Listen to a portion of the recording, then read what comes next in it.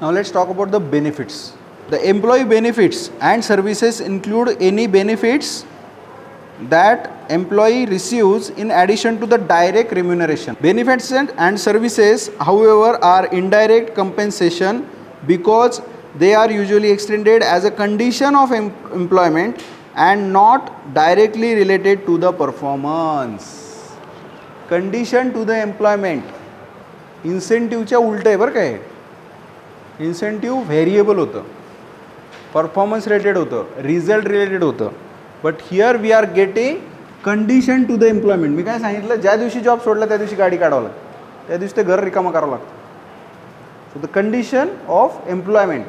But now you are appointed as a sales manager, you will definitely get a blazer, you will definitely get a cap of that logo of that company, you will get a laptop. So all comes under not directly related to performance. जोपर्यंत तुम्ही त्या पोस्टवर आहात तोपर्यंत ते तुम्ही enjoy करू शकता. इन ॲडिशन टू द मनी. म्हणजे आपण काय काय घेतलेलं आहे, आधी आपण सॅलरी घेतलेली आहे, मग इन्सेंटिव्ह पण घेतलेले आहेत, and these are completely monetary. But now, as a additional fringe benefits are there. Okay, so let me clarify the fringe benefits. These benefits are usually known as fringe benefits as they are offered by the employer to the employee as a fringe. The different terms have been used in these benefits such as fringe benefits, welfare expenses, then wage supplements, sub-wages, social charges, perquisite other than wages or hidden payroll. Okay, so हे काहीतरी add on असतं other than these. According to the Employers Federation of India, the fringe benefits include the payments for non-working time, profits and bonus, legally sanctioned payments on the social security schemes, workman's compensation, welfare cess and the contributions made by the employer under the such voluntary schemes to cater the post retirement medical, educational, cultural, recreational needs of a workman. बघा किती गोष्टी आहेत. Social security schemes, health insurance, transport, education, very good, pension plan. So we have a assured from employer to get those benefits which are in the non-monetary terms. पेन्शनमध्ये आपल्याला direct पैसे working करताना मिळत आहे का, नंतर मिळत आहेत. सो एक सिक्युरिटी मेन्शन होती इथं, सिक्युरिटी आहे राईट. त्यानंतर एज्युकेशन, तिथंच कॅम्पसमध्येच एक स्कूल आहे, त्या स्कूलमध्ये आपल्याला जेव्हा पाठवायचं आहे तेव्हा फीस भरावं नाही लागत आहे. तो आपल्याला ते पैसे नाही देतात पण आपल्या मुलांचं शिक्षण ते देतात. So it is also a sense of social security. Welfare cess in all cases comes with lots of things. We will not go into the deep of this welfare cess.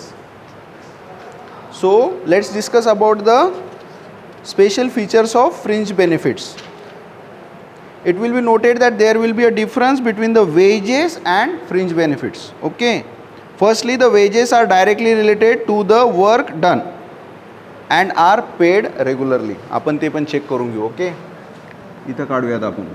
Difference between the fringe benefits आणि salary in wages असं जर काही आलं तरी पण तुम्ही हा table लिहून पूर्ण शब्द लिहू शकता. Are paid regularly where they are working with any employer and related to work done, addition to salary or wages. हे फरक जेव्हा आत्ता माहिती आहेत समजा, प्रॅक्टिकल बेसिसवर पण तुम्हाला हे खूप काम येणार आहे. वाय? बिकॉज मी कालच सांगितलं, as a marketing manager you will be having more incentives and more benefits than your basic salary. The second point, the benefits are not given to the workers for any specific job they have performed but are offered them to stimulate their interest in their work and make their job more attractive and productive. Stimulate their work performance, make job attractive, increase productivity. सगळे मुद्दे तुम्ही लिहायचे. 2 मार्काला, 5 मार्काला किंवा 10 मार्काला प्रश्न येणार आहे. Major points याच्याहून तुम्ही ते व्यवस्थित लिहायचं आहे. सॅलरी आणि वेजेस आपण आधीच डिस्कस केले.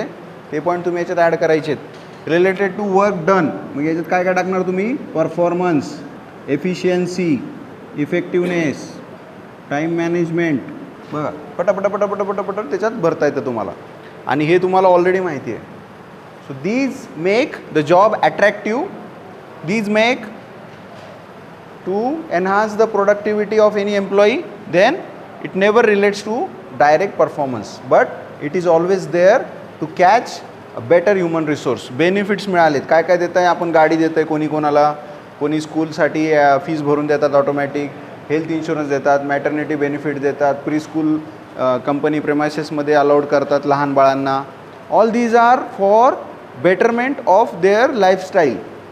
And sometimes they also offer monetary benefits. कसं आहे, आता तुम्हाला काही स्पेशल कार्ड असतात तुमच्याकडं, कंपनीने दिले, त्याच्यावर पॉईंट असतात, आणि मग ते तुम्ही शॉपिंगसाठी वापरू शकता. असं पण असतं, that goes into the benefits. ते पॉईंट्स लॅप्स होणार असतात काही दिवसांनी, मग तुम्ही त्याला कन्वर्ट करून तुमची शॉपिंग करू शकता. That also goes into the fringe benefits, not directly monetary, but you can use it. So fringe benefits are good to attract the human resource. Salary may be जास्त नाही देते, but they are trying to give the better benefits to catch the better human resource.